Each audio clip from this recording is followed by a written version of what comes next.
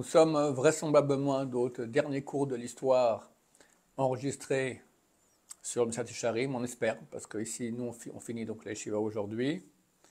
Donc, je ne pourrai plus faire ces vidéos tous les matins. Et on pense que Mashiach vient à Pessah, on espère beaucoup. Donc, terminé pour le moment, en tout cas, moins que Mashiach nous dit non, tu continues. Mais je ne pense pas qu'il nous dira de faire cela.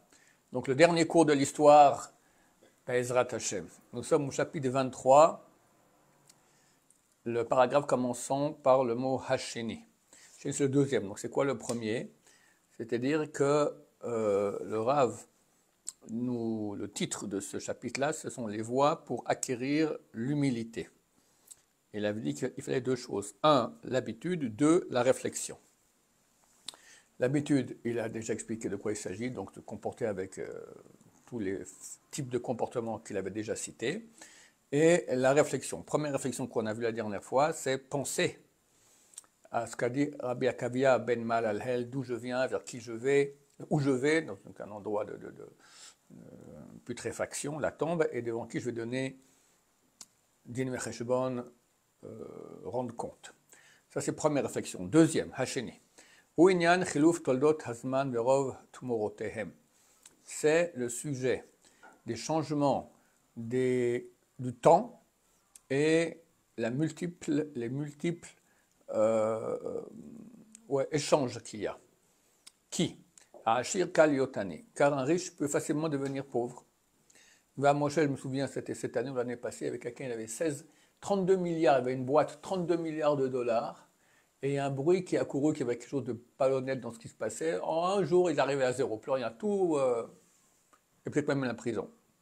Ah, c'est phénoménal. Va Moshel, un gouverneur peut facilement devenir un serviteur, ça n'a pas manqué dans l'histoire d'histoire pareille. Va un esclave donc. Va Mechoubad, l'éniclé, et l'honorable en méprisable. Et s'il peut tellement facilement arriver à une situation qui, à ses yeux aujourd'hui, est méprisable, comment est-ce qu'il peut être orgueilleux de sa situation de laquelle il ne peut pas être certaine? Combien de maladies peuvent venir, à Dieu ne plaise, sur la personne qui devra avec sa propre bouche supplier à des gens de l'aider pour l'aider et alléger un peu de sa souffrance. Combien de souffrances, à Dieu ne plaise, peut venir sur lui. Il devra aller tenter des gens multiples, les familles la tête shalom,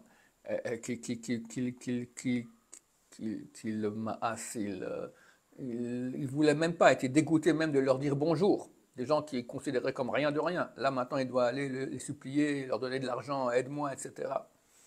Les maniou, les moshéim pour qu'ils puissent l'aider.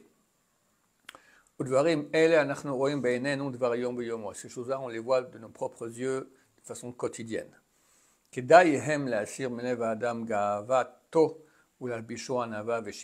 choses-là sont suffisantes pour faire partir de son cœur tout orgueil et l'habiller avec de l'humilité et de la bassesse.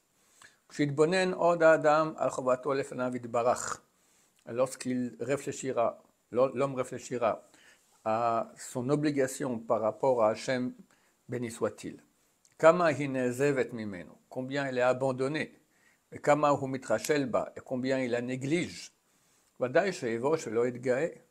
C'est clair qu'il aura honte, il ne va pas s'enorgueillir. Il faut arriver à cette réflexion, hein?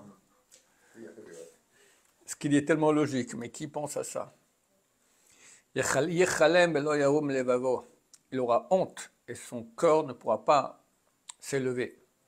De même il dit, j'ai entendu Ephraim mitgoded, la suite du verset, après avoir fait tchouva, j'ai regretté, et après avoir su, j'ai tapé mes cuisses. C'est une sorte d'action de deuil.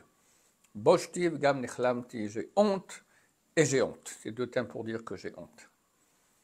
Donc, si quelqu'un réfléchit à sa condition, combien il ne va pas dans la Torah, combien il ne joue pas, il ne remplit pas son rôle qu'il doit faire par rapport à Hachem, il y a de quoi avoir honte et de ne pas s'enorgueillir. Va la colle, plus que tout. Il faut qu'il s'habitue, non, il faut qu'il réfléchisse toujours à connaître la faiblesse de la raison humaine. Verov tayotav chozavav, et les multiples erreurs et mensonges. Shoter karov lo tamid ataout ma'yedea metit, car il est toujours plus proche de l'erreur que de la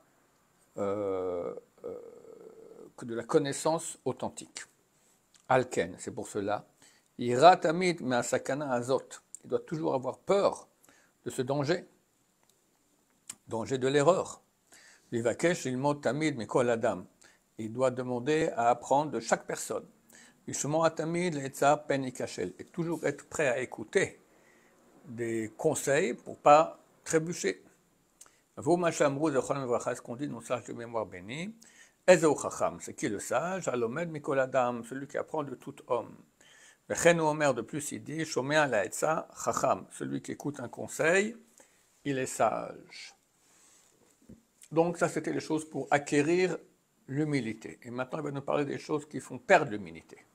Armasida Mida Azot, les choses qui font perdre cette Mida, ce trait de caractère. C'est la multiplication et le rassasiement des plaisirs de ce monde. Comme il est écrit clairement, c'est marqué, tu auras de l'argent, tu vas manger, tu vas être rassasié, et ton cœur va s'élever, et tu oublieras l'Éternel ton Dieu. C'est pour ça que les chassidim, les pieux, ont trouvé qu'il était bien de temps en temps de jeûner. Les man hashpil yetzer agava, pour amoindrir le penchant de l'orgueil. Quand on jeûne, on voit qu'on n'est rien. Un verre d'eau, tu n'as pas eu ton verre d'eau, tu n'as pas eu ton café le matin, déjà tu es ratatiné. Qu'est-ce qu'on est? Moins que rien. Donc il va affaiblir, il va abaisser son penchant d'orgueil qui ne se renforce que par le ribouille. Ribouille, c'est la multiplication des bonnes choses. Il dort bien, il mange bien, il s'amuse bien, d'accord. Comme ils ont dit nos sages de mémoire bénie, un lion ne rugit pas lorsqu'on lui a donné une boîte avec du foin, mais avec une boîte qui contient de la viande. Voilà, l'être humain aussi. Voilà, chers amis, on finit ici. On n'a pas réussi à finir le livre, mais Bezrat Hashem, j'ignore si on continuera. Tout dépend de ce que le Mashiach nous dira, que nous attendons avec impatience. Je vous souhaite à tous un Pesach Kasher et Sameach et une Geoula Berachamim. Amen ve Amen.